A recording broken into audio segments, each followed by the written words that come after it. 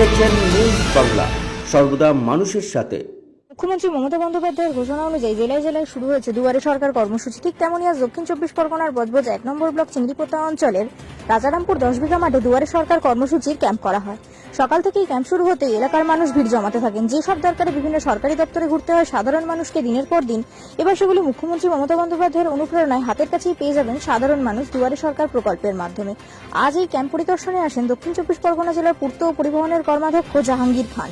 এছাড়াও উপস্থিত ছিলেন বজবজ বিধানসভার বিধায়ক অশোক দেব ও বজবজ 1 নম্বর ব্লক পঞ্চায়েত সমিতির কৃষি কর্মাধ্যক্ষ মোল্লা মোহাম্মদ ইকবাল হোসেন, চিংড়িপোতা পঞ্চায়েত সমিতির প্রধানা রীনা পর্বত, বজবজ বিধানসভার অন্যতম নেতা শঙ্কর ঘোষাল ও চিংড়িপোতা অঞ্চলের দলীয় পর্যবেক্ষক শেখ রাজু সহ আরও অন্যান্য ব্যক্তিবর্গ ও প্রশাসনিক দপ্তরের আধিকারিকরা। এই ক্যাম্প পরিদর্শন করতে এসে সমস্ত দলীয় কর্মীদের উদ্দেশ্যে জাহাঙ্গীরবাবু বার্তা দিলেন, যদি কোনো ব্যক্তি এই প্রকল্প থেকে বঞ্চিত হয় তাহলে তিনি সেই এলাকার দলীয় নেতাদের বিরুদ্ধে শক্ত হাতে পানিশমেন্ট দেবেন। মূলত ক্যাম্পগুলিতে সরকারের বিভিন্ন প্রকল্পের মধ্যে স্বাস্থ্যসাথী প্রকল্পটি নিয়ে সবথেকে বেশি জিজ্ঞাসা এসেছে বলে জানা গিয়েছে। কিভাবে এই প্রকল্পে আবেদন করতে হবে, কবে কার্ড হাতে পাওয়া যাবে ইত্যাদি। খাদ্যসাথী, কন্যাশ্রী, রূপশ্রী, কৃষক বন্ধু সহ একাধিক সরকারি প্রকল্পের বিষয়েও এই ক্যাম্পে এসে আবেদন করা হয়েছে। এই প্রকল্পগুলি নিয়েও খোঁজখবর এবং আবেদন চলছে বলেও জানা গিয়েছে। পশ্চিমবঙ্গ সরকারের এই ধরনের অভিনব উদ্যোগে বেশ খুশি রাজ্যের সাধারণ মানুষ। ডক্টর আম্বেদকর যে সংবিধান রচনা করেছিলেন সেই সংবিধানকে মান্যতা দেওয়ার জন্য উনি চিন্তাভাবনা কি করেছেন, যে সংবিধানে 3টি লেখা ছিল যে government of the people, government by the people, government for the people. অর্থাৎ জনগণের জন্য সরকার, জনগণের দ্বারা সরকার, জনগণের জন্য সরকার। তাই আমাদের মানবিক মুখ্যমন্ত্রী চিন্তাভাবনা করলেন যে জনগণের জন্য যদি সরকার হয়, তাই আজ থেকে আমাদের সরকার জনগণের দুয়ারে দুয়ারে পৌঁছাবে। তাই আজকের এই দুয়ারে দুয়ারে সরকার প্রকল্পের নাম করে গোটা বাংলা জুড়ে সাধারণ মানুষের পৌঁছানোর জন্য যে প্রকল্প করেছেন, সেই দুয়ারে দুয়ারে সরকার প্রকল্পে আজকের বজবজ 1 নম্বর ব্লকের যে 6টি অঞ্চল আছে, সেই 6টি অঞ্চলের মধ্যে একটা চিংড়িপোতা অঞ্চল। সেই চিংড়িপোতা অঞ্চলে যে দুয়ারে দুয়ারে সরকার ক্যাম্পে আমরা মঞ্চে পেয়েছি, ইকবাল দা উপস্থিত আছেন আমার মুখ্যমন্ত্রী মমতা ব্যানার্জি মহোদয়া। এই 10 বছরে যে সমস্ত চিন্তা ভাবনা করেছেন, প্রত্যেকটা চিন্তা ভাবনা ছিল মানবিক এবং প্রত্যেকটা চিন্তা ভাবনা মানুষকে সঙ্গে নিয়ে, মানুষের পাশে থেকে সঙ্গে থেকে কাজ করার জন্য, বিপদের বন্ধু থাকার জন্য কিন্তু এই প্রকল্পগুলো করেছেন। আমি একটা সাংসদ দিলীপ ঘোষ, আজকে উনি একজন সাংসদ খড়গপুর থেকে দাঁড়িয়েছিলেন। উনি কি বলছেন? উনি বলছেন যে গোবর খেলে নাকি করোনা সেরে যাবে, কখনো বলছে গরুর দুধ থেকে সোনা তৈরি হবে। আমরা ভাবুন যে আমাদের কিভাবে ভুল পথে পরিচালিত করে আমাদের মাইন্ডটাকে ভুল পথে পরিচালিত করার চেষ্টা করে, সেটা একটু চিন্তা ভাবনা করতে হবে। বলছে আজকে নরেন্দ্র সরকার বলছেন, আজকে দিলীপ ঘোষ বলছেন, কি বলছেন যে আমরা সোনার বাংলা গড়ব। তাই নরেন্দ্র সরকারকে বলতে চাই, সোনার বাংলা গড়ার আগে আপনি আগে সোনার ভারতবর্ষ তৈরি করুন। সোনার বাংলা ভাবার আগে আপনি আগে সোনার গুজরাট তৈরি করুন। ঠিক আগে সোনার উত্তরপ্রদেশ তৈরি করুন, তারপরে সোনার বাংলার কথা ভাববেন। কারণ সোনার বাংলা গড়ার জন্য একটাই কারিগর, একটাই জনগণ মন অধিনায়িকা, আমার আপনার মানবিক মুখ্যমন্ত্রী মমতা ব্যানার্জি যথেষ্ট। মমতা ব্যানার্জি আবার থাক, আবার থাক, আবার থাক, এটা বাংলার মানুষ বলছেন। ঠিক একইভাবে একটা কথা বলি ভাই, আপনাদের জানতে হবে একটু যে আজকে কৃষক বিরোধী একটা বিল তৈরি করেছে, আপনারা জানেন তো?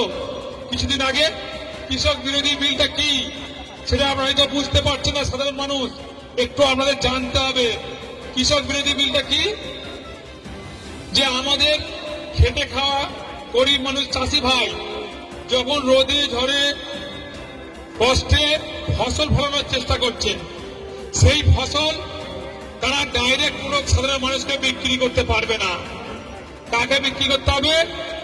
ওই নরেন্দ্র মোদী সরকার অ্যান্ড কোম্পানি। কি কোম্পানি? সেই আদানি, আম্বানি, মেহুল চোকসি, বিজয় মালিয়ার মতো কোম্পানিকে বিক্রি করতে হবে।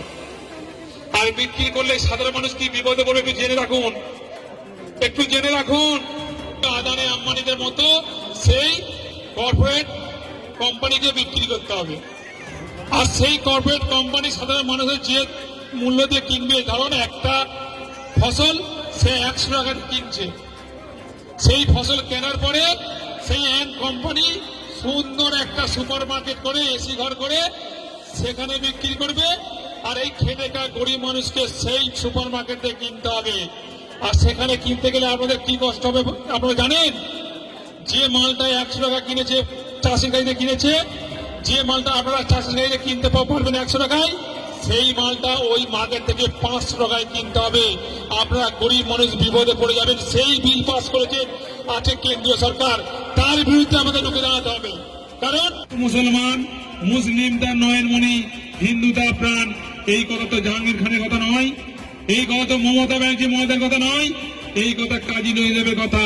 তাই সেই বাংলার ঐতিহ্যকে, ভারতবর্ষের বৈচিত্র্যকে সম্মান দেওয়ার জন্য, মান্যতা দেওয়ার জন্য, ধরে রাখার জন্য আমার আপনার মানবিক মুখ্যমন্ত্রী মমতা ব্যানার্জি মহোদয়া কি করছেন?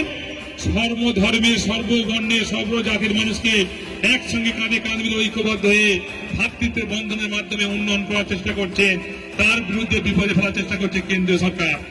আজকে দেখেছেন গোটা ভারতবর্ষ জুড়ে অনেক মুখ্যমন্ত্রী আছেন, অনেক সাংসদ আছেন, কাউকে কিন্তু আক্রমণ করছেন না। আক্রমণ কাকে করছে আপনারা জানেন? যখন একটা মাঠে বল খেলা হয়, যখন আর্জেন্টিনার টিম খেলে, তখন দেখবে যে মেসিকে গার্ড করে তো, আবার পর্তুগালে খেলা হলে রোনাল্ডোকে গার্ড করে, তাই তো? তা ভালো প্লেয়ার বলে, তাই তো? আজকের ভারতবর্ষ জুড়ে অনেক মুখ্যমন্ত্রী আছেন, অনেক সাংসদ আছেন, কাউকে আক্রমণ করছে না। কাকে আক্রমণ করছেন? সেই ভালো প্লেয়ার, যে প্লেয়ারটা সাধারণ মানুষের কথা চিন্তা ভাবনা করে, মানবিক চিন্তা ভাবনা করে কাজ করছেন, সে হলো আমাদের মানবিক মুখ্যমন্ত্রী মমতা ব্যানার্জি মহোদয়, আর একজন হলো প্রিয় সাংসদ অভিষেক ব্যানার্জি মহোদয়। এই দুটো ব্যক্তিকে কি করছে? আক্রমণ করার চেষ্টা করছে। তাহলে ভাবতে হবে যে এই দুটো ব্যক্তি বাংলার ঐতিহ্যের স্বার্থে, ভারতবর্ষের বৈচিত্র্যের স্বার্থে লড়াই করছেন। তাই তাকে ভুল বোঝানোর জন্য, মানুষকে তার বিরুদ্ধে ভুল বোঝানোর চেষ্টা করছে। তার জন্য আমরা কি করব? যে বাংলার খেটে খাওয়া মানুষ, আমাদের মতো সাধারণ মানুষ, আমরা কানে কান মিলে ঐক্যবদ্ধ একটাই স্লোগান দেব, কি? আমরা মমতা ব্যানার্জির সঙ্গে আছি, আমরা অভিষেক ব্যানার্জির সঙ্গে আছি। তাই বলবো, মমতা ব্যানার্জি মহোদয় এগিয়ে চলুন, আমরা তোমার সাথে আছি। অভিষেক ব্যানার্জি মহোদয় আপনি এগিয়ে চলুন, আমরা তোমার সাথে আছি। এই স্লোগান দিয়ে আমরা আগামী দিনে লড়াইটা শুরু করব।